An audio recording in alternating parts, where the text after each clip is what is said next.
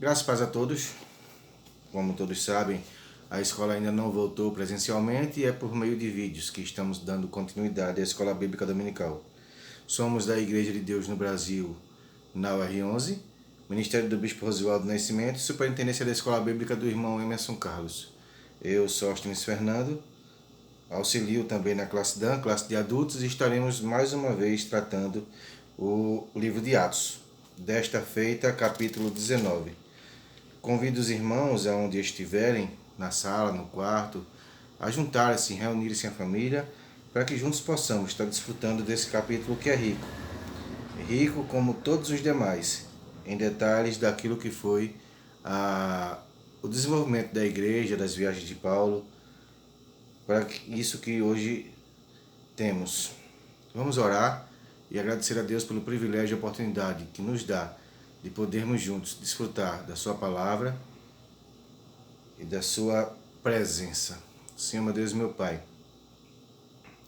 te rendemos graças, Senhor, pelo privilégio e pela oportunidade que nos concede, Senhor, de juntos podermos desfrutar um pouco mais de Ti.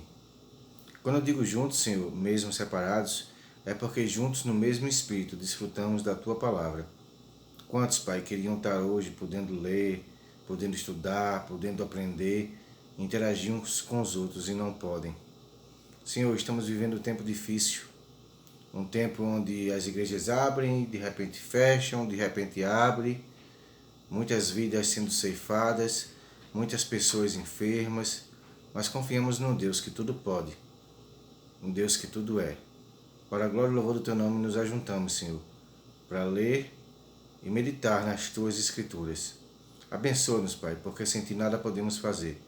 Perdoa, Pai, nossos pecados, fragilidades e nos dá, Pai, a ousadia e intrepidez para desfrutar e desvendar os mistérios que as Tuas palavras trazem para a nossa vida. Para a glória e louvor do Teu nome te oramos. Em nome de Jesus. Amém. Graças a Deus. Capítulo 19, irmãos, começa com uma coisa bem interessante, inclusive visto por alguns movimentos como doutrina.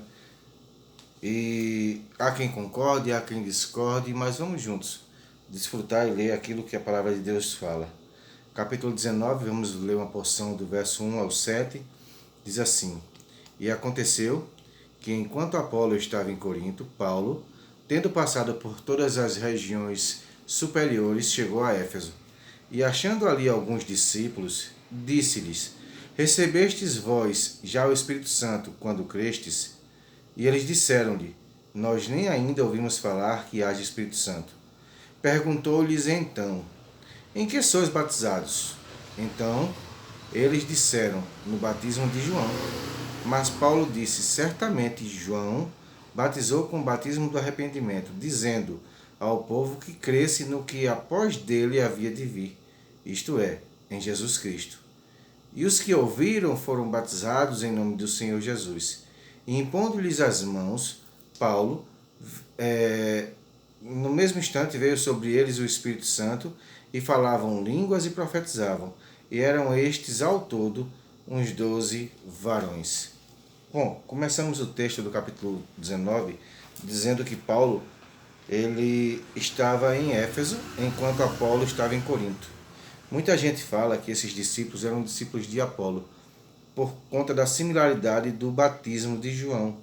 Se os irmãos lembram, semana passada, quando a gente viu o capítulo 18, Apolo, no verso 24, diz assim: Chegou a Éfeso, mesmo local que Paulo chega, um certo judeu chamado Apolo, natural de Alexandria, varão eloquente e poderoso nas Escrituras. Este era instruído no caminho do Senhor, e fervoroso de espírito, falava e ensinava diligentemente as coisas do Senhor, conhecendo somente o batismo de João.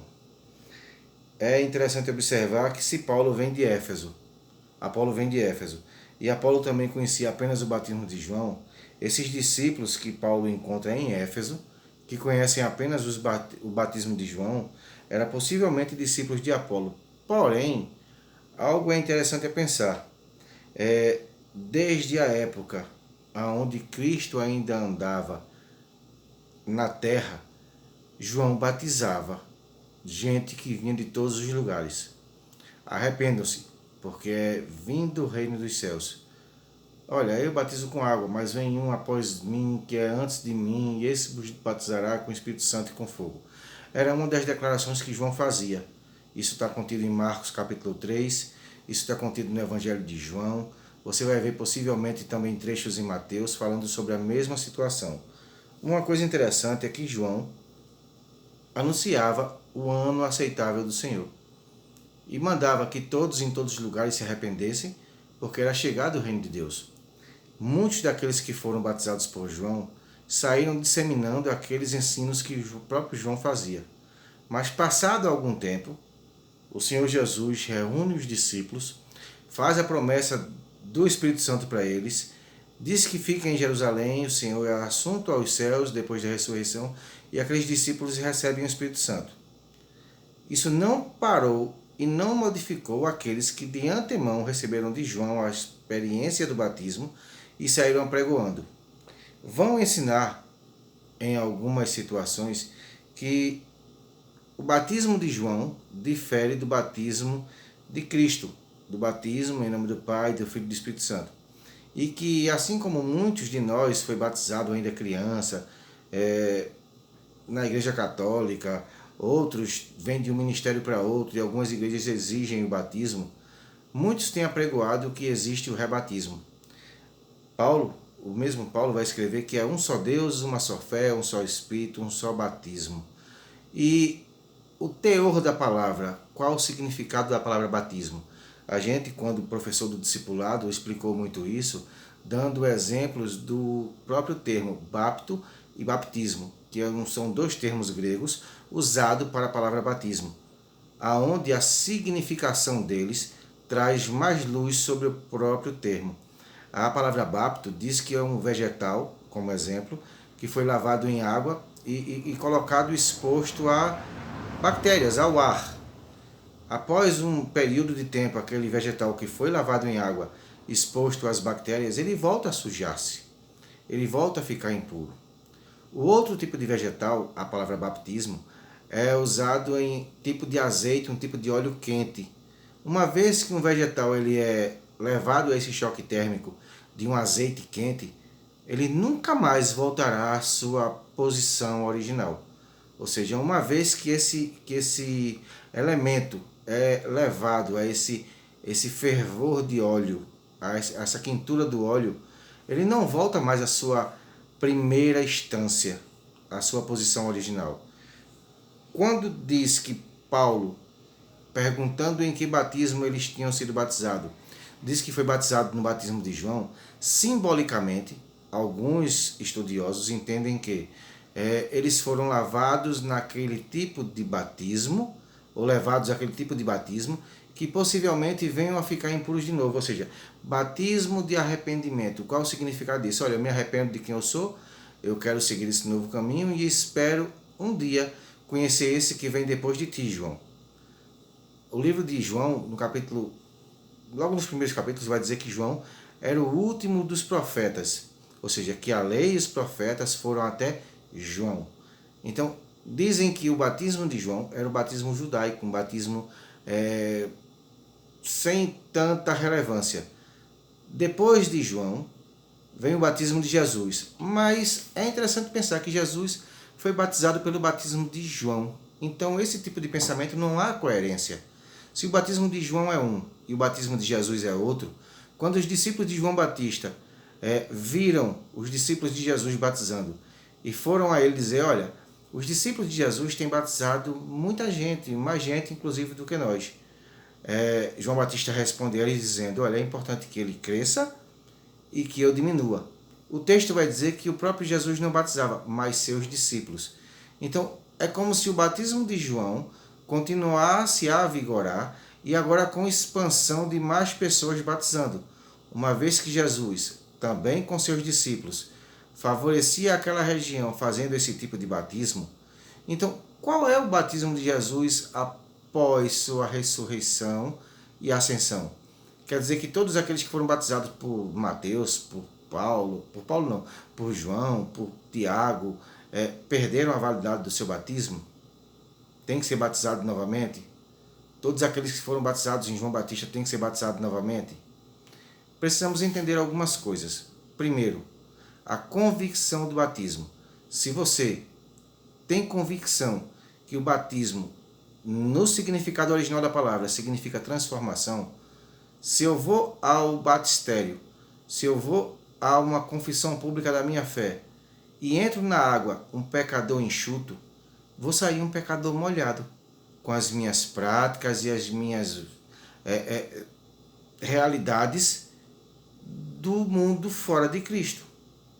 A água não tem poder em si mesmo para transformar a minha vida. O verdadeiro batismo ele funciona como uma verdadeira circuncisão, que antes feita por fora, marcava a pele do homem por um sinal para os outros. Em Cristo, a circuncisão, como Paulo explica, é feita no coração. Ela surge de dentro para fora. Esteticamente, o meu corpo não muda, mas a minha vida tem que mudar. Se eu fui lavado em água e estou exposto a esse mundo contaminado, eu vou ser novamente contaminado. E aquele batismo não tem serventia. Mas se eu fui lavado em azeite, o azeite quente, o azeite do Espírito Santo, ele vai causar em mim uma transformação que jamais eu voltarei ao meu estado original. Então, se você observar a questão de Apolo, que conhecia apenas o batismo de João, versículo 26 do capítulo 18, ele vai dar sequência explicando o seguinte: ele começou a falar ousadamente na sinagoga quando o ouviram Priscila e Áquila, discípulos de Paulo, e levaram consigo e lhe declararam mais pontualmente o caminho de Deus, ou seja, deram-lhe detalhes que Cristo prometeu, que foi aos céus, que disse que a igreja não ficaria só, que o Espírito Santo veio, que fez aquele alvoroço no dia de Pentecostes, que continuou fazendo diferença na vida dos discípulos, na vida da igreja. E com isso, verso 27, querendo ele passar a Acaia, o animaram os irmãos e escreveram aos discípulos que o recebessem, o qual, tendo chegado, aproveitou muito aos que pela graça criam, porque com grande poder convencia publicamente os judeus, mostrando pelas Escrituras que Jesus era o Cristo. Uma vez que Paulo ensina a Priscila, ensina a Áquila, tudo aquilo que o próprio Cristo lhe ensinou, eles são multiplicadores da doutrina do Espírito Santo também, referente ao caminho de Jesus.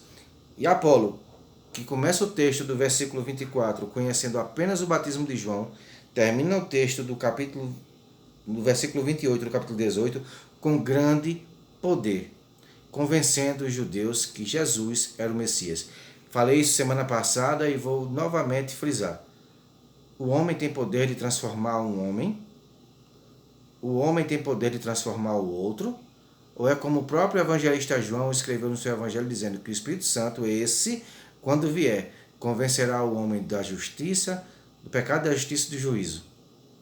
Então, não entendam que esse batismo de Paulo foi um novo batismo, um novo discipulado, um rebatismo, como muitos dizem.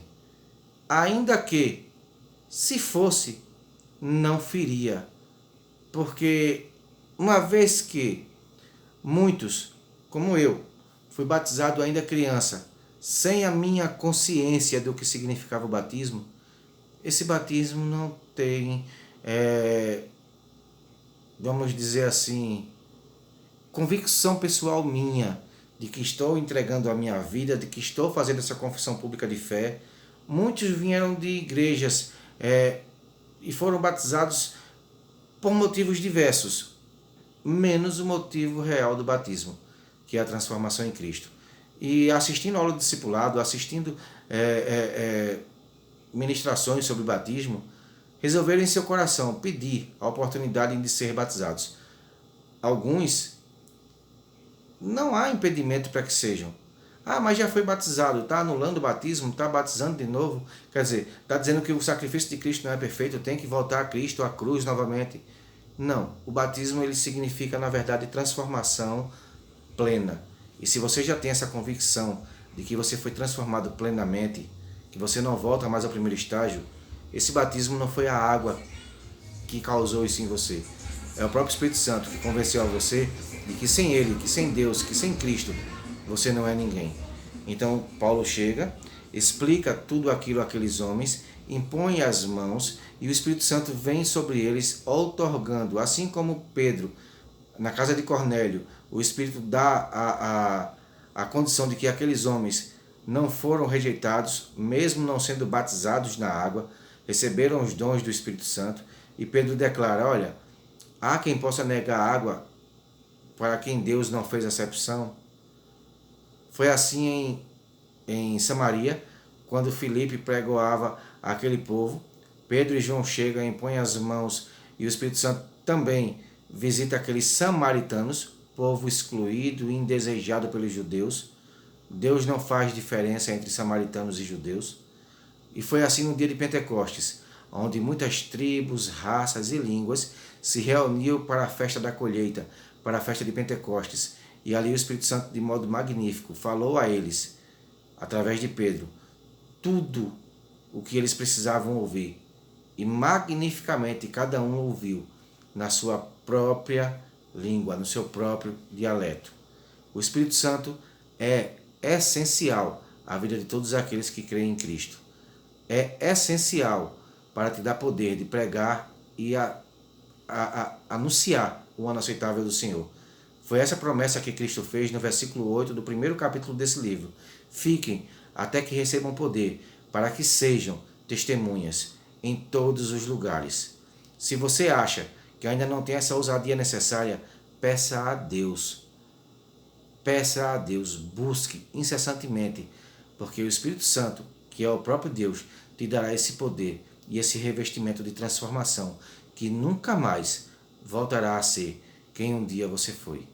Sendo nova criatura, todas as coisas se fazem novas. Seguindo o texto, verso 8 em diante, Paulo, entrando na sinagoga, falou ousadamente por espaço de 3 meses, disputando e persuadindo acerca do reino de Deus. Mas como alguns deles se endurecessem e não obedecessem, falando mal do caminho perante a multidão, retirou-se deles e separou os discípulos, disputando todos os dias na escola de um certo tirano. E durou isto por espaço de 2 anos, de tal maneira que todos os que habitavam na Ásia ouviram a palavra do Senhor Jesus, tanto judeus quanto gregos. E Deus, pelas mãos de Paulo, fazia maravilhas extraordinárias. Outra coisa interessante, o Espírito Santo vem e reveste o homem de poder, para que ele possa pregoar, anunciar e dizer que Jesus salva. O próprio Deus, como a gente viu aqui na palavra, por intermédio de Paulo, fazia prodígios milagrosos e maravilhosamente. Entenda, não era Paulo que fazia com o poder de Deus, era Deus que fazia através das mãos de Paulo. Deus quer e tem prazer em usar todos aqueles que dizem, eis-me aqui, Senhor, usa-me a mim. Seja você também um instrumento usado pelo Senhor para fazer a diferença nessa nação, para fazer a diferença nesse lugar, para fazer a diferença nesse povo que está perdido e sem esperança. O Senhor quer usar você, o Senhor quer dar a você estratégias e poder. Mas a pergunta que eu faço é, eu e você, está disponível ao Senhor? Queremos de fato servir ao nosso Deus, nos disponibilizando para tudo aquilo que Ele precisa de nós? Quem fará maravilhas não é você, não sou eu. É Ele, seja você também um canal no qual Deus possa usar. Verso 12. De sorte que até os lenços e aventais se levavam do seu corpo. Aos enfermos e as enfermidades fugiam deles, e os espíritos malignos saíam. No verso 13 traz um episódio também bem interessante desse capítulo 19.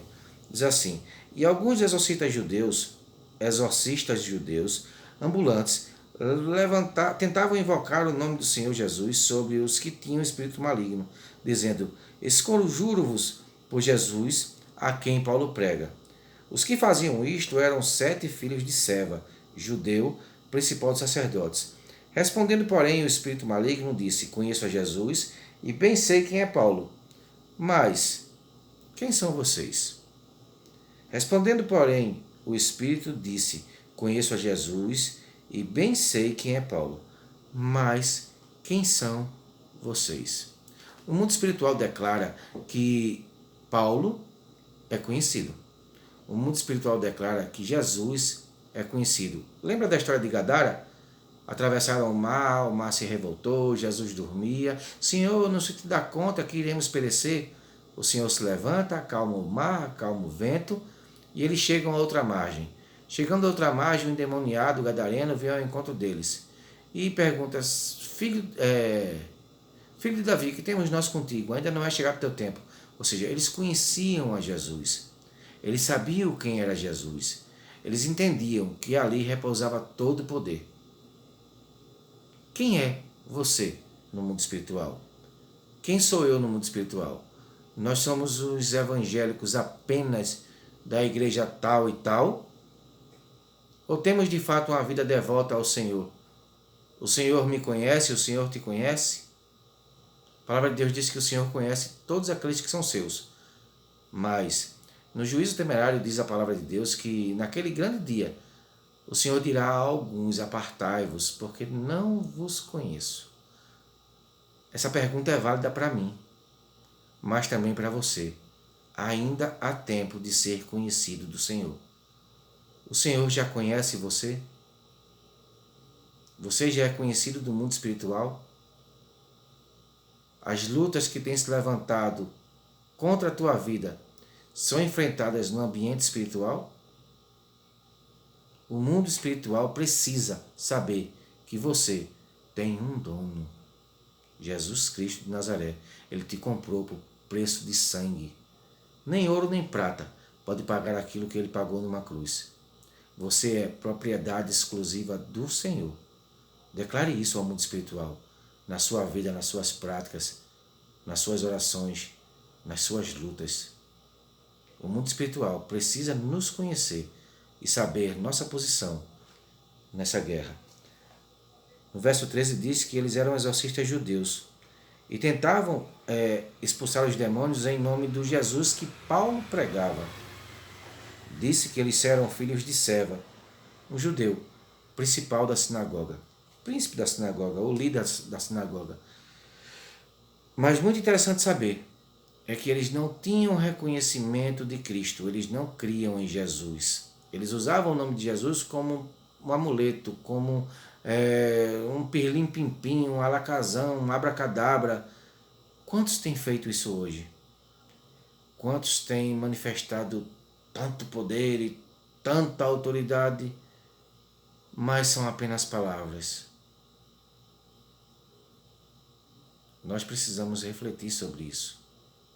Se eu sou um desses, a hora é essa de mudar. Se eu não tenho um entendimento espiritual, a hora é essa de conquistar. Precisamos entender quem somos nesse mundo espiritual. Não podemos brincar de igreja porque o demônio não brinca de ser demônio. Precisamos levar a sério o Evangelho de Cristo. Ele foi no madeiro, ele foi numa cruz, ele verteu seu sangue por amor a você, por amor a mim. Verso 16 diz que depois que o endemoniado, através da voz do demônio, disse que não conhecia eles, saltando neles o homem que tinha um espírito maligno e assenhorando-se de dois, pôde mais do que eles, de tal maneira que nus e feridos fugiram daquela casa. Daqueles 7 jovens, 2 foram totalmente humilhados, mas possivelmente os 7 apanharam. Os 7 foram afligidos. Mas uma coisa muito interessante é demarcar a nossa posição. Saber quem nós somos e aonde estamos. No capítulo 18 da semana passada, a gente viu aquele centurião, aquele príncipe da sinagoga, que creu em Paulo e que foi batizado ele e toda a sua casa. No final do capítulo 18, antes de chegar a essa história de Apolo, a gente viu que ele apanhou, que ele foi espancado por amor a Cristo. O chefe da sinagoga, o príncipe da sinagoga, creu, marcou sua posição e, sabendo do risco, que podia apanhar, que podia entrar em conflito, não titubeou e mostrou quem era diante desse mundo espiritual. Chegou a apanhar, mas ficou firme e interagiu com eles, dizendo quem ele era. O nome dele é Sóstenes, inclusive é meu xará. A gente já falou sobre ele, viu que ele está apresentado com Paulo no primeiro capítulo da Carta aos Coríntios. Mas uma coisa muito interessante é que esses homens, eles usavam o nome de Jesus em vão. Eles não eram propriedade do Senhor Jesus. Precisamos demarcar o nosso território e saber quem somos. Verso 17. E foi isso notório a todos que habitavam em Éfeso, tanto judeus como gregos, e caiu o temor sobre todos eles, e o nome do Senhor Jesus foi engrandecido. Muitos dos que tinham crido vinham confessando publicamente os seus feitos. Também muitos dos que seguiam artes mágicas trouxeram os seus livros e queimaram na presença de todos.